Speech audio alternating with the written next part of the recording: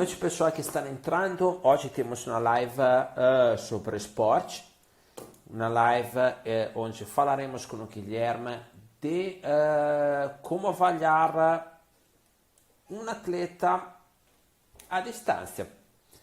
Estamos na era que o pessoal chama, deixa eu ver aqui, o Guilherme já mandou convite para entrar. Vamos liberar o Guilherme para entrar, vou tirar os óculos, senão fazem reflexo para nós. Olá, Oi, Guilherme, boa noite. tudo bem? Tudo bem, e você? Tudo ótimo, Guilherme. Estava comentando um pouquinho do tema da live. Vamos ver se hoje te desafiamos, vamos ver se a gente consegue avaliar um atleta à distância, o que podemos trazer de informações. Estamos na era, que eu já comentei para o Guilherme, esperamos que seja uma era curta, né? De low touch, high touch economy. Low touch, baixo contato, high touch, alta tecnologia. A economia de baixo contato e alta tecnologia. Olá, temos alguém da Patagônia, Argentina. Que legal. Olha só, maravilha. Bem-vindo. Bom, seguinte, neste assunto a gente vai ver um pouquinho hoje uma coisa contigo sobre esta questão, então que o pessoal entra. Eu hoje vou fazer uma coisa diferente, vou falar, estou lendo um livro, relendo, né? Um livro que é Como Fazer Amigos e Influenciar as Pessoas. Se ninguém leu este livro aqui, tu já leu este livro, Guilherme? Esse aí eu já baixei o audiobook dele. Tá. No Este Google. aqui é um livro que dá, assim, simplesmente os 10 comandamentos de como tu tem que te relacionar com os outros.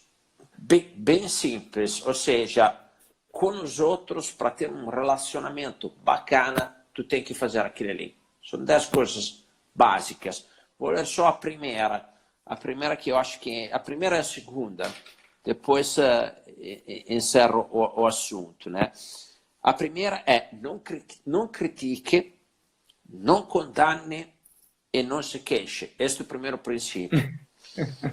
O segundo princípio, que é fantástico, porque ele coloca uma coisa... Sabe qual é a coisa... A única maneira de fazer que as pessoas façam o que tu quiser? Que ela queira. Pode ser assim, bem simples, mas é verdade, ela tem que querer isso, né? E aí ele fala assim, aprecie honestamente e sinceramente as pessoas, né?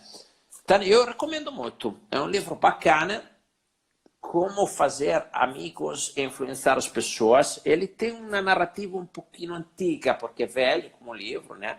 Tem já a sua época. Se gostaram da dica ali, coloca um coração.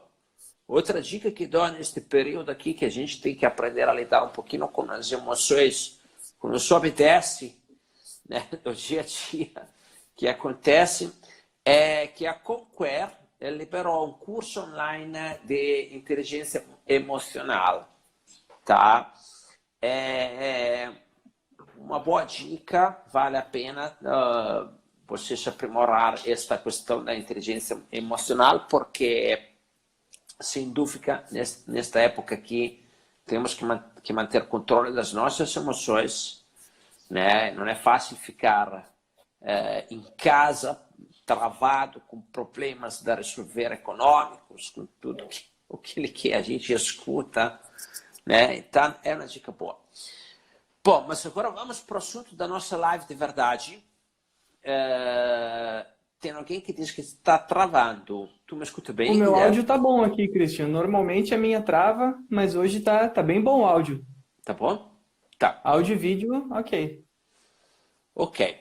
Então, hoje o assunto é o aterrissagem nos saltos, né, Guilherme? Exatamente. Por que trazemos nesta época low touch, high touch economy este assunto de aterrissagem? Bom, Christian, a gente está falando, né, justamente dessa questão de como é que a gente pode fazer as avaliações não estando próximo do nosso cliente, né? Então, low touch, high tech, né? Aham, O contato não é muito presente, mas a tecnologia está aí para nos ajudar. exato. E a partir de um vídeo da pessoa saltando, a gente consegue informações muito relevantes sobre a qualidade do salto do nosso atleta, sabe?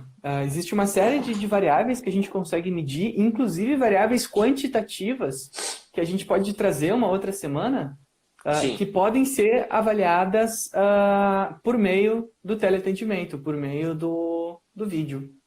Sobre este assunto, nós tivemos, por quem assistiu, esta semana, onde fizemos o lançamento do curso de análise de massa 2.0 com um Isso aí. módulo de teleatendimento, né?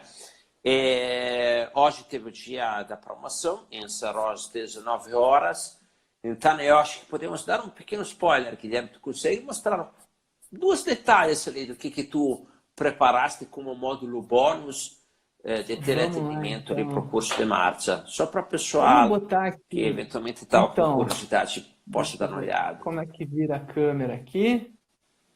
Vocês vão ver minha bagunça, hein? Aqui, ó. Estão vendo as minhas bicicletas ali. Bom, ó, eu já vou então antecipar um pouquinho, né? Uma tabela normativa com todas as variáveis, espaços temporais, explicações bem complexas de como que funciona o sistema de controle da marcha, né? Eu acho que a gente vai ter aí bastante material para estar avaliando, né, a marcha via teleatendimento. Eu acho que o pessoal Aham. vai ter muita coisa para curtir, hein? Tu colocou também alguns Aprender, vai ser exercícios também, profundo. né? Sim, sim, vamos ver aqui, ó. Já tenho alguns exercícios. Opa, deixa eu só virar a câmera. Então, eu tenho exercícios por meio de vídeo, e depois eu tenho vários esquemas tentando apresentar como que deve ser utilizado os exercícios dependendo de cada alteração da marcha do paciente, né? Então, tem bastante coisa aí. Cara, olha, gastei algum tempo aqui preparando esse material, hein? Fantástico, Guilherme. Mas agora vamos voltar no nosso assunto, né? Na questão do aterrissagem nos seus saltos, né? Se vocês gostaram ali do que preparou o Guilherme, bata um coração lá que ele merece. Ele dá sempre o 200% nas suas materiais, nas suas explanações.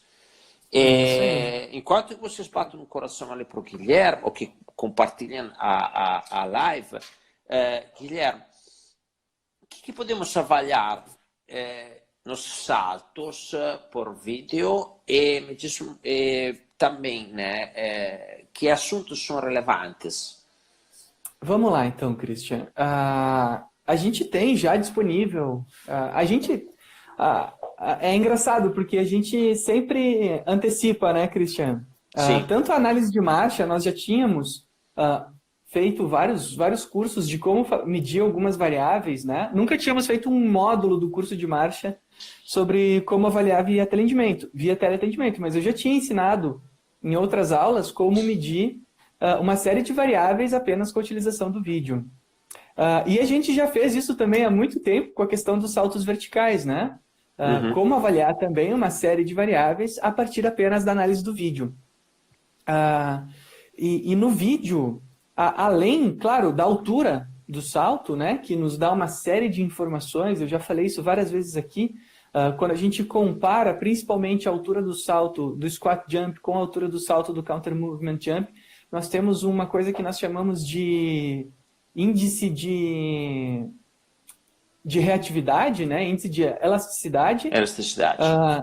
e assim a gente pode calcular a rigidez, a potência, e aí o índice de força reativa, uma série de fatores do salto, né? E isso é uma planilha que a gente já oferece há bastante tempo ali no know-how de produtos, né? Certo. Mas hoje a gente vai falar daquelas que a gente consegue ver no vídeo, né? Que são as variáveis cinemáticas do salto, que são uma série, Christian.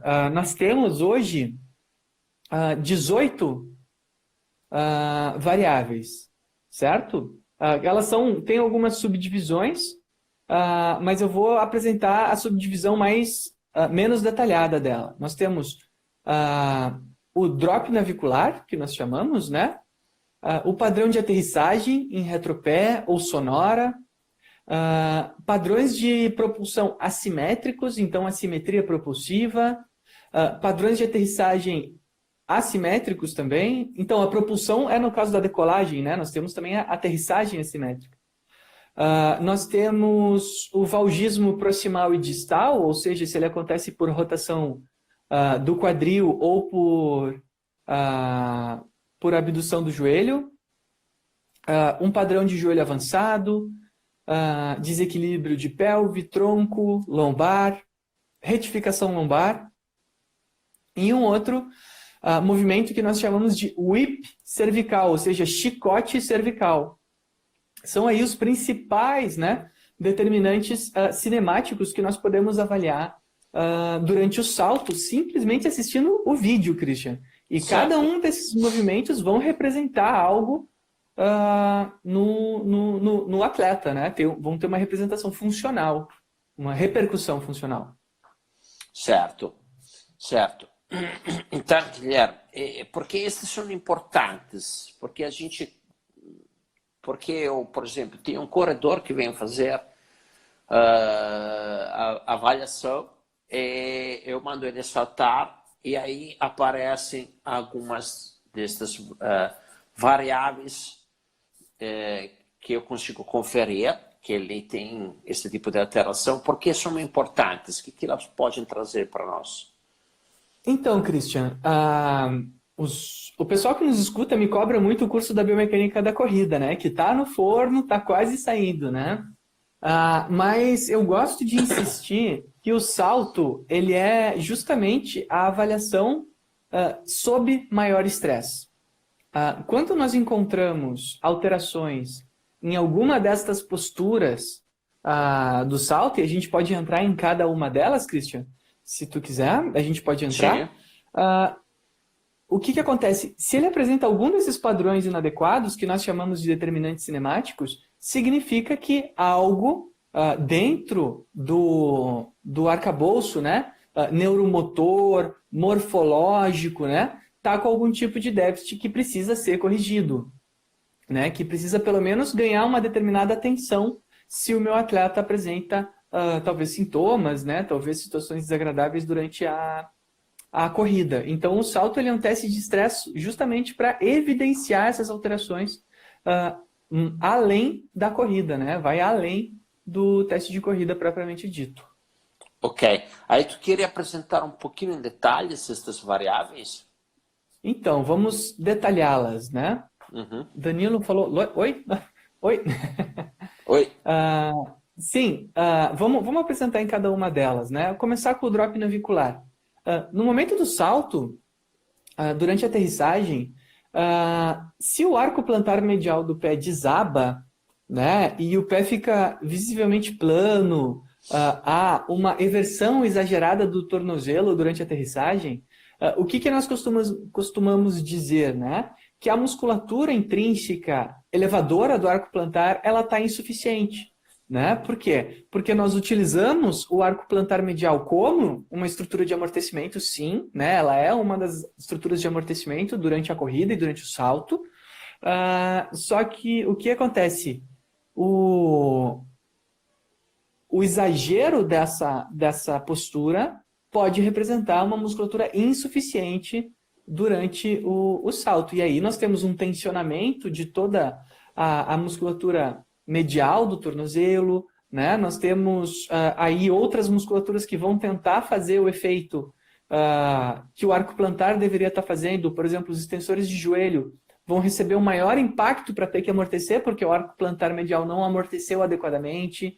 Então, a repercussão que isso pode trazer para o corpo, ela é bastante importante, né? E variada. A gente não sabe qual é imprevisível, né? A gente não sabe qual o efeito que isso pode causar no atleta num longo prazo, né? Porque Certo. ele não tem essa capacidade de recrutar essa musculatura.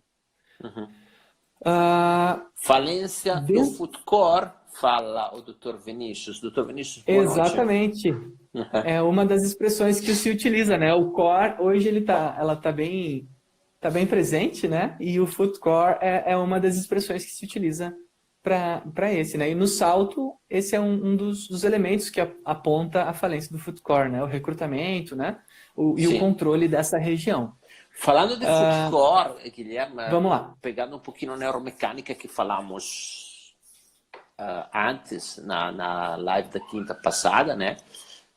A própria percepção do pé, né? E a questão ali do foot core, como está relacionada? Ou seja, se eu tenho fraqueza de musculatura intrínseca do pé, a própria percepção também está envolvida, pode ter uma atrelada à outra, uma coisa assim. Olha só, Christian, tua pergunta tá muito boa, cara. O Christian já tá aí mais afiado do que muitos colegas, hein? Eu te falo Christian. assim porque eu tenho uma situação no meu pé embaraçante. Então, estou sempre tentando entender o que tem, né? Sim. O equilíbrio ali, não sei se é falta de força ou de propriocepção, não sei se... Então, pode ser das duas coisas, né, Christian? Sim, pode ser das duas coisas. Sim. Nós comentamos, né, na live de neuromecânica, quem quiser estar no YouTube, ali no canal da Kinetec, que sim, nós temos proprioceptores importantíssimos para nos passarem informação para o nosso corpo, né? Então, o que acontece? Esse desabamento do arco plantar, ele não é algo intuitivo para o nosso corpo, né?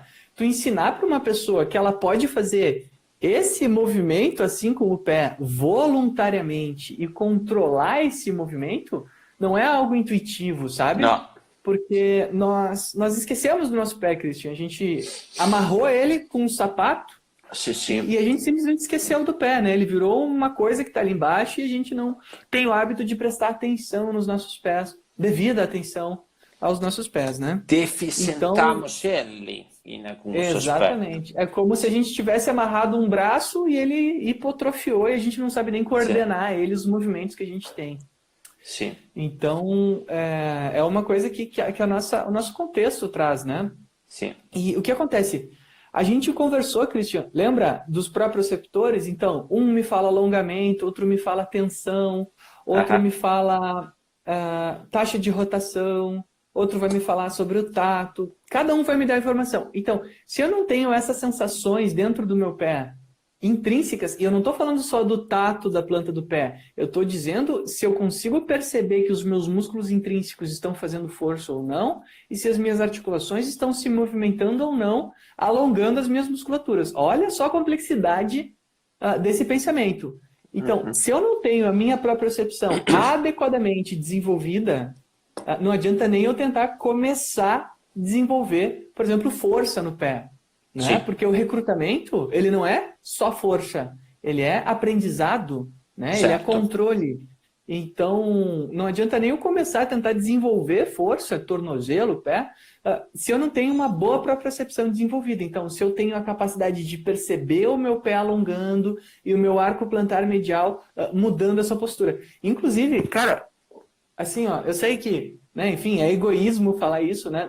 Ainda mais numa situação dessas de catástrofe mundial que nós estamos passando, mas eu fiquei muito triste da gente ter que adiar o Foot and Ankle, né? O congresso de pé e tornozelo que nós teríamos por causa do corona. Era que eu estava muito ansioso para ir, porque é um assunto que me chama muita atenção. Ali, né? Tinha ótimos palestrantes, né, no mundo todo ali. Estava muito ansioso para assistir a esse evento, né? Aprender mais sobre o pé. Sim. Agora, tem uma pergunta da Sara, mas deixa eu só finalizar uma coisa. Então, esse drop navicular que nós podemos encontrar nos testes de Satos, né, eventualmente pode ser também uma questão de falta de propriocepção, não somente de falta de força e controle. Não, exatamente. É a gangorra, né? No pé, mais provável que seja de propriocepção e controle do que força. Né? Porque existe uma gangorra em quase todos os desvios biomecânicos, né? É um déficit de recrutamento, ou seja, por falta de propriocepção, por falta de controle, de consciência corporal, ou é um déficit de força, ou seja, é morfológico, as minhas estruturas são insuficientes. Essa é sempre uma gangorra que o profissional do movimento tem que estar lidando, né? Será que ele não consegue porque falta, ou será que ele não consegue porque ele não sabe, né? Porque ele não sabe o que está acontecendo. Normalmente é porque ele não sabe, né? O aprendizado vem antes da morfologia. Certo.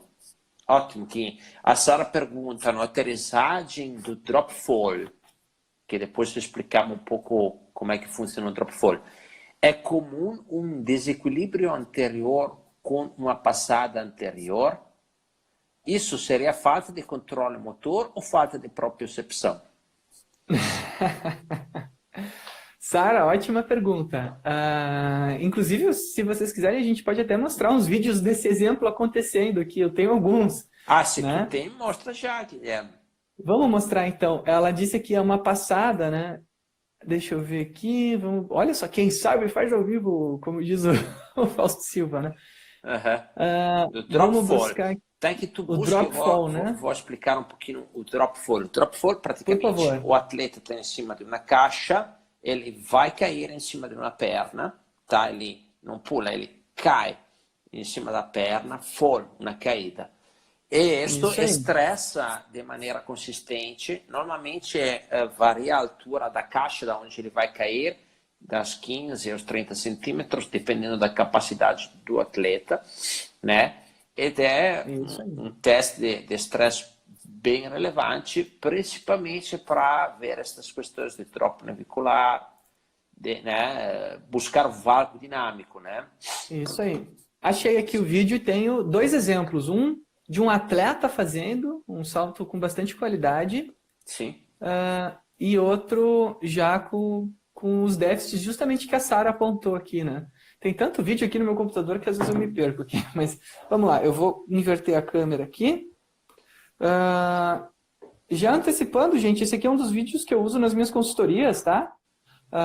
Sara, se tu estiver interessada em aprender mais e tentar desenvolver o serviço aí, a gente pode contribuir. Mas vamos lá. Olha só, esse aqui é o drop fall, né? Então tem o caixote aqui. E eu vou fazer o salto. Eu vou botar uma perna à frente. E eu vou usar a perna que está em contato com o solo para realizar a aterrissagem. Ó. E a gente percebeu vários desequilíbrios aqui num atleta, né?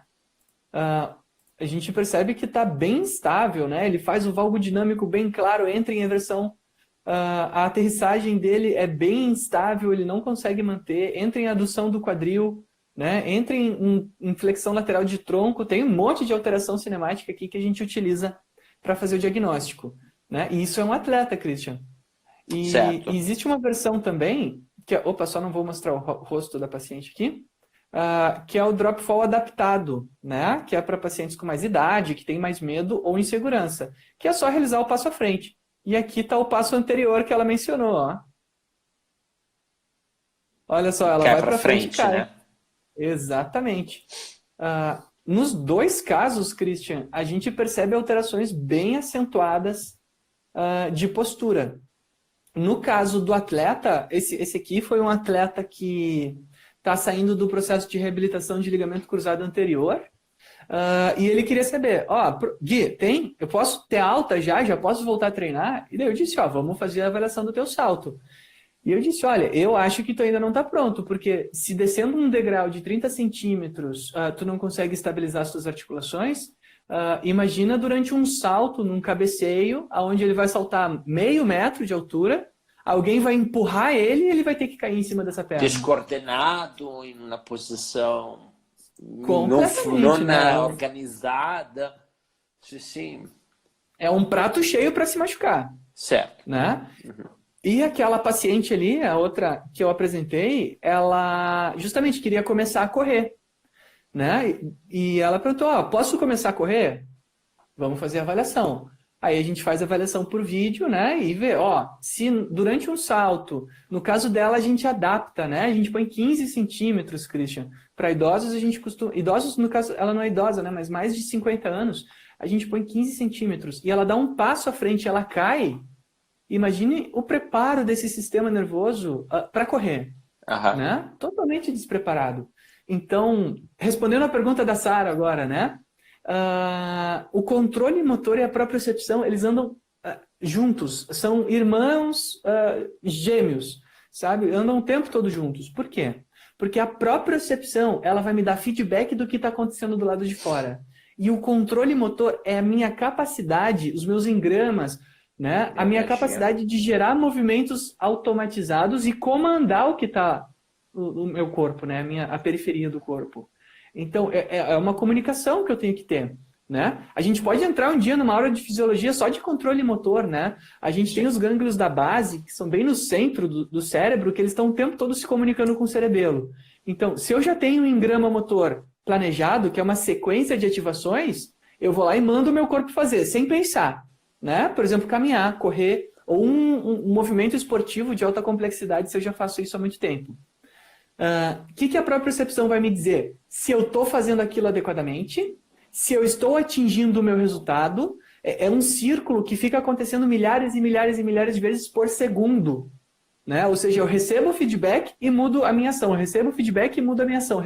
E isso tudo no meio do gesto. Pode ser uma raquetada, uma corrida, um salto ou o teste drop-fall.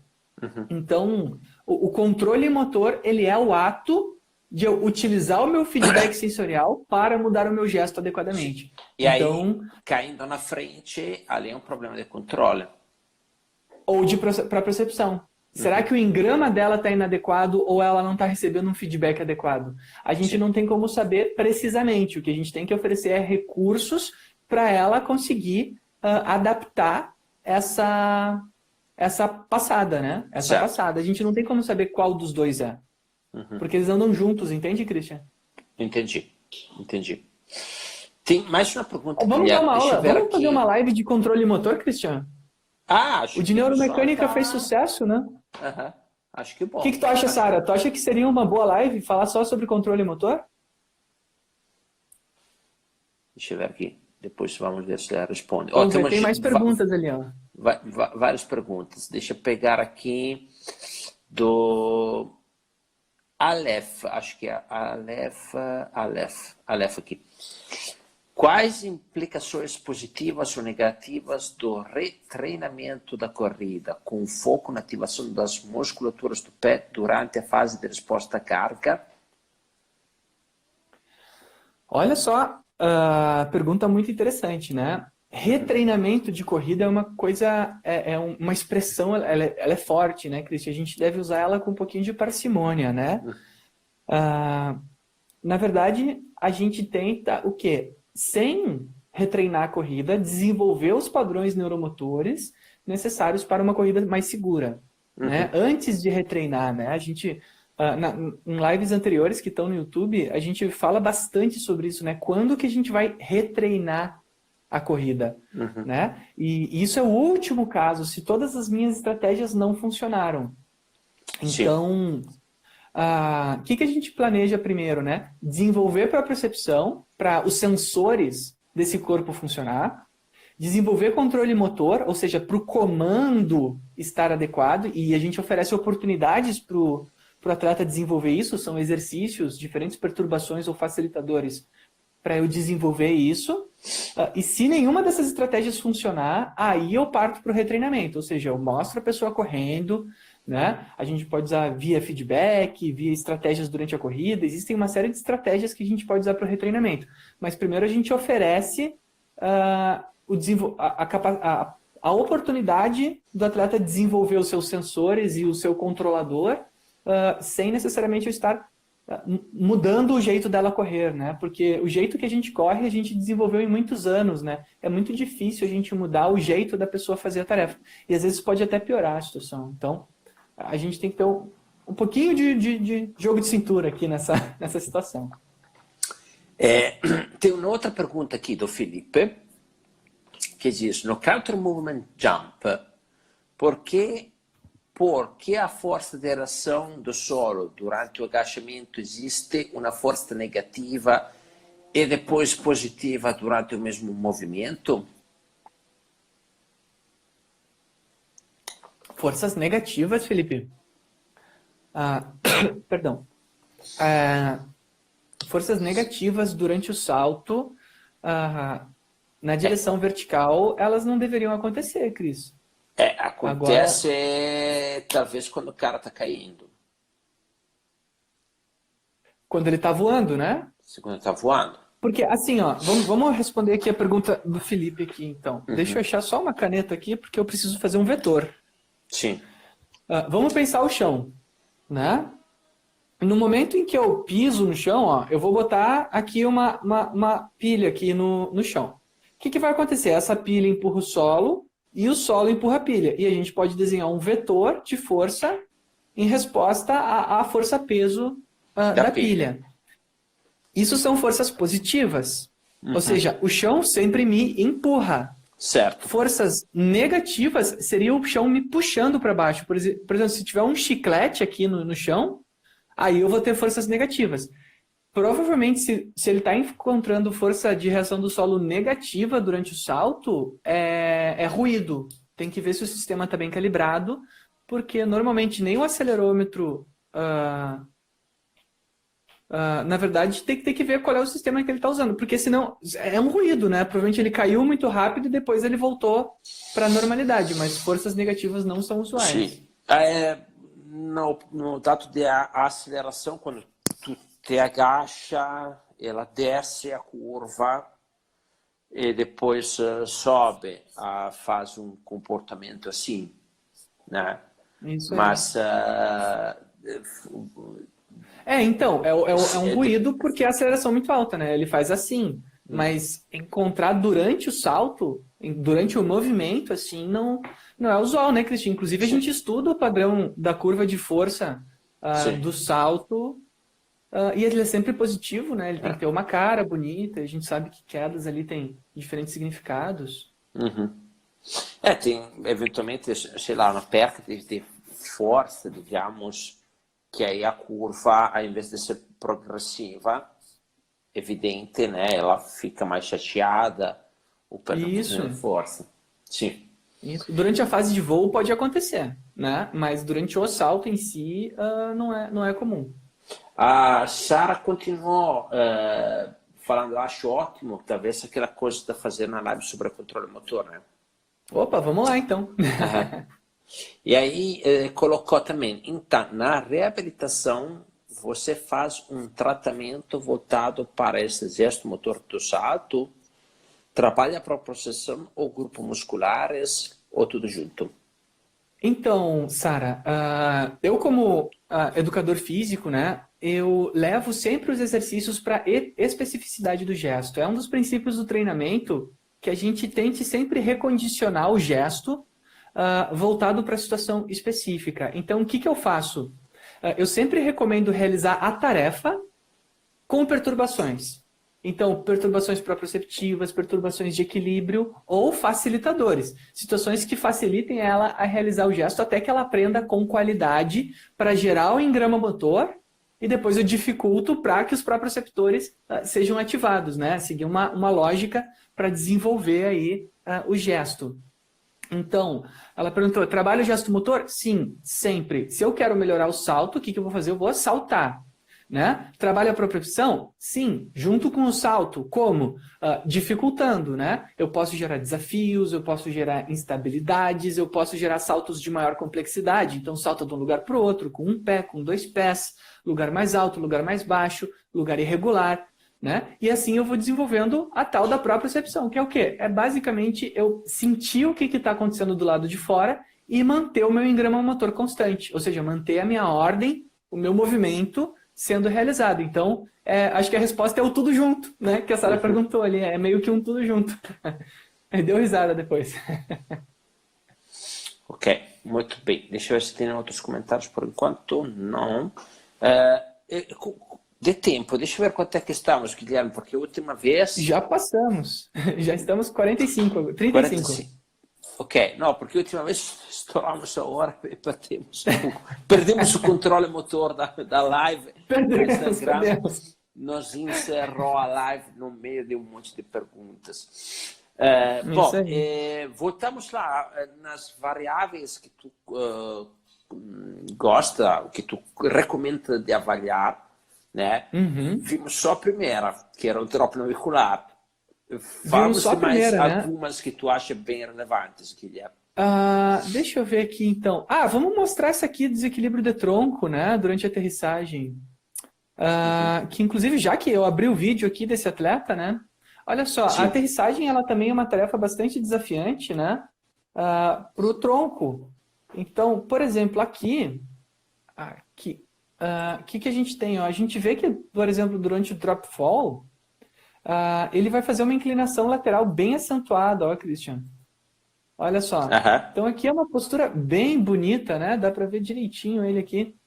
Que ele está aqui com a adução do quadril, então um valgo dinâmico proximal. Ele tem desabamento do arco plantar bem pouco visível, então a gente percebe que a fraqueza dele é mais proximal. Ele faz inclinação de tronco, isso é uma coisa que é o que? Essa integração lombopélvica, né? É o antigo core, é o core do Pilates, né? O core do Pilates, ele dizia que o core dele é a pelve e a lombar junto, né? Então, é muito glúteo, as musculaturas abdominais tradicionais, mas a sua integração com a pelve.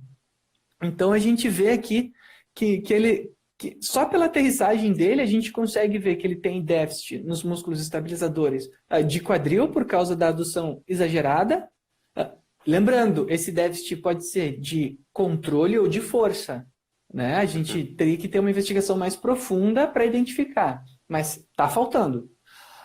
E também na questão do tronco, né? Então até a coluna dele a gente vê aqui que está se expondo a um risco elevado por causa da postura inadequada durante a tarefa. Então, a chance, por exemplo, numa queda dessa, dele machucar de novo o joelho, ou machucar o outro joelho, ou ainda ter uma lesão nas costas, né? Por causa de uma aterrissagem inadequada, ela é muito grande. Então, a gente tem que reforçar, né? Essa estrutura, tanto do ponto de vista de controle, né? Então, trazer situações de desafio, situações facilitadoras, perturbações, enfim, e, ao mesmo tempo, reforçar, né? Então, vamos investir nos dois lados, né? Vamos trazer força também, para caso seja isso, a gente também está ganhando com ele, né? Ótimo, Guilherme. Tem uma pergunta do Aleph Ran. Utilizar o salto para análise de alterações cinemáticas não seria, em específico, pensando na característica do gesto da corrida? Ótima pergunta. Quem que fez essa pergunta? Adorei. O Aleph. Aleph. Sim. Aleph, sim, é inespecífico, mas o princípio da variabilidade nos diz que nós conseguimos utilizar as nossas capacidades físicas na forma de transição para outras tarefas, né? O que acontece? Quando a gente avalia puramente a corrida, em situação controlada, né? Via de regra, em esteira, dificilmente a gente vai evidenciar todos os déficits neuromotores do atleta. É uma situação controlada, ele não está fadigado, não tem irregularidades do solo, não tem o tempo, não está trabalhando, ele não está olhando o relógio, ele está ali numa situação razoavelmente controlada. Né? Claro que a gente tem atletas que apresentam alterações nessa situação, né? O que já é bom. Mas quando o atleta não apresenta alterações na corrida, nós temos que gerar o que nós chamamos de situações de maior estresse, que é o quê? A corrida e uma imposição de maior demanda, né? De maior aceleração, de maior exigência neuromotora. Por quê? Porque esse mesmo salto que eu fiz ali pode ser, por exemplo, uma corrida em declive, né? Por exemplo, a propulsão do salto pode ser um momento de arrancada ou uma corrida em aclive. Então, a gente, pelo princípio de variabilidade do treinamento, que é a transição da minha capacidade física para outras tarefas, a gente consegue aplicar. Então, sim, é inespecífico, mas este é justamente o objetivo, né? Intensificar a tarefa para evidenciar os erros. Sim, ele reforça um pouquinho embaixo. Seu objetivo é gerar uma maior perturbação mecânica. Não seria melhor avaliarmos a mecânica do corredor em velocidades mais altas? É uma possibilidade, sim. Eu normalmente, quando a gente faz a avaliação da corrida lá em Caxias, a gente faz em velocidade de prova, né? Pede para ele fazer a corrida em velocidade de prova. É uma possibilidade, mas eu sempre me arrisco na questão de aumentar a velocidade e daí também tá fugindo da especificidade, tá fugindo do quanto esse atleta está habituado a correr naquela estratégia dele, né? Então, são possibilidades diferentes. A gente pode Sim, usar a alternativa, sim. Nada impede de eu avaliar ele em maiores velocidades. sim. Ó, o O, Henriquezinho, meu aluno ali, ó. Tudo bem, Henrique? Quando nós, Guilherme, aprendemos sobre esta questão dos saltos, foi com Stefano de Madifassi, que Isso aí. que mostrou o protocolo que eles usavam no Milan, Milan Club. no Milan, em Milão, né? E daí a gente ficou ali, olha ali, teste de salto, para uma série de motivos. A primeira é a praticidade, e é um método muito controlado, repetível, altamente repetível. Daí eles repetindo todas as semanas mantinham o controle do atleta. E a outra questão que ele colocava é que um atleta eventualmente, quando é fresco, quando é no começo, na fase inicial do treino, da corrida ou né, do jogo, ele tem um controle maior e as deficiências vão se manifestando conforme ele fica mais cansado. Então, no teste de salto, exacerba o movimento justamente para buscar aquela condição de maneira mais extrema que vem evidenciada, né? Isto era um pouquinho que ele colocava. Ou seja, se tu manda um corredor que tem que fazer uma prova de 20 quilômetros, fazer um teste de 5 minutos, É não pouco, vai né? apresentar como ele vai se comportar lá no quilômetro 15, né? E o teste de salto, eventualmente, se exacerba um pouquinho mais estas alterações que tu consegue ter uma ideia, né, desse tipo de alteração. Ou estou errado, Guilherme? Exatamente. Não, tá perfeito, né? A quantidade de informação quantitativa também que a avaliação do salto traz supera a avaliação da corrida, né? Sim, Nos saltos nós temos índices de flexibilidade, nós temos a potência, a rigidez, sim, a elasticidade, que mais? Nossa, são tantos indicadores, né? O índice de qualidade do salto. sim. São tantos indicadores que o salto nos traz numa avaliação tão rápida e é tão fácil de fazer o acompanhamento de forma progressiva que ele tem uma série de vantagens, né? Marcos Barretos, assessoria. No que se resume o déficit de controle ou de força? Nossa, Marcos, essa é uma pergunta quase filosófica. No que se resume o déficit de controle ou de força? Essa é a grande indagação atual da biomecânica quando a gente fala de neuromecânica e controle motor, né? Déficit de controle, de recrutamento ou déficit de força. O que é isso? Controle e recrutamento.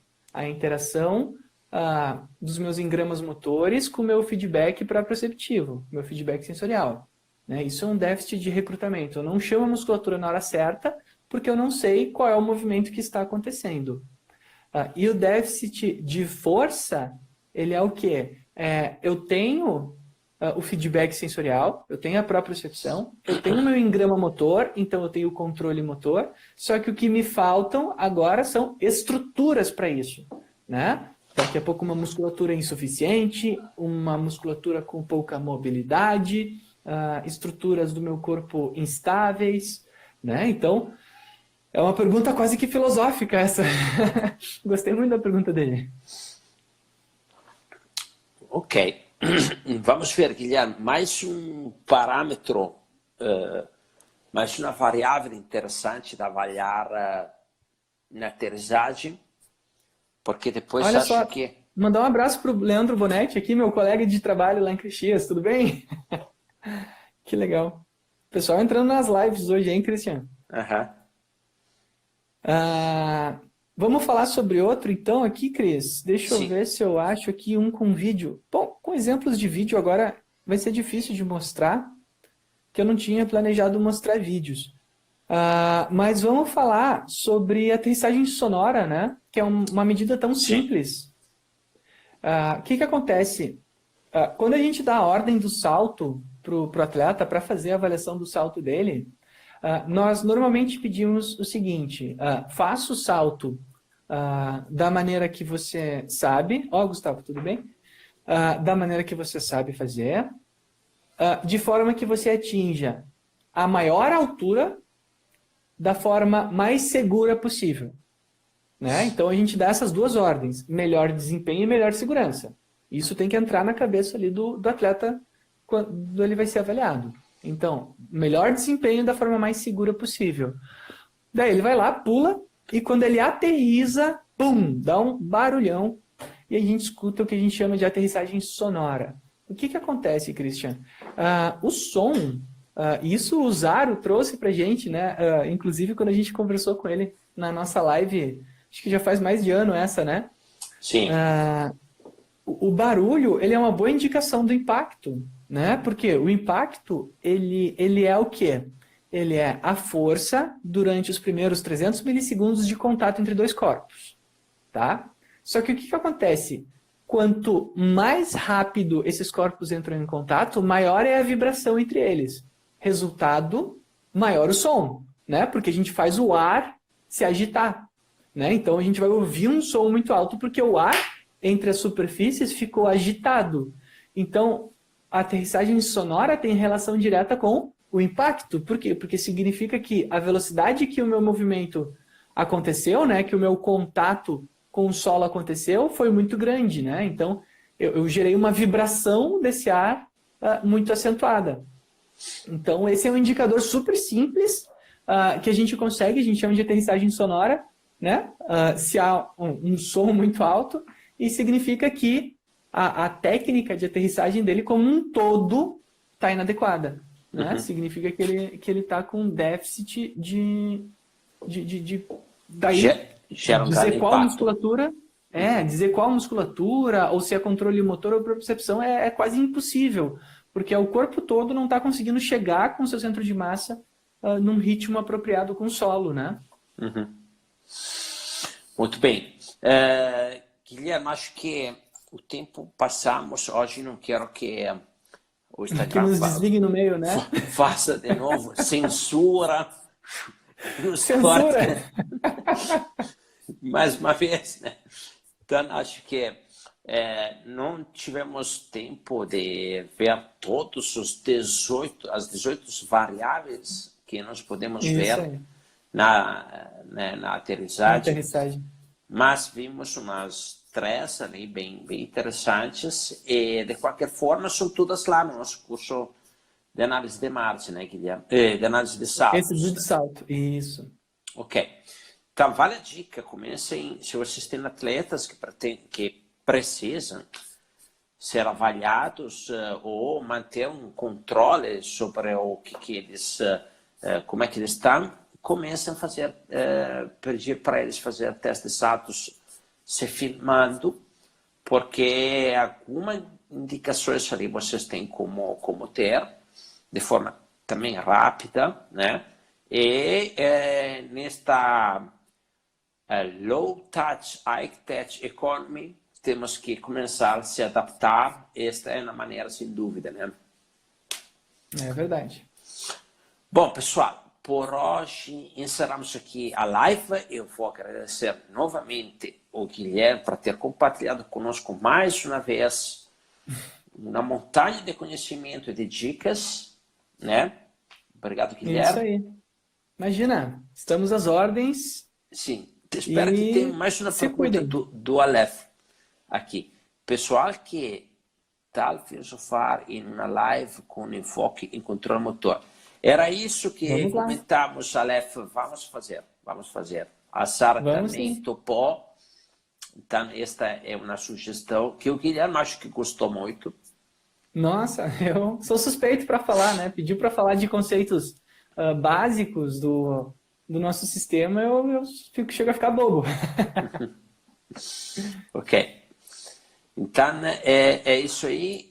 Nós vamos ver, semana que vem vamos ver, talvez fazemos já super controle motor semana que vem, né? Pode ser. Obrigado, então, pessoal, também pelas sugestões e uma boa noite para todos e também um bom final de semana que já está para vir. Até semana que vem.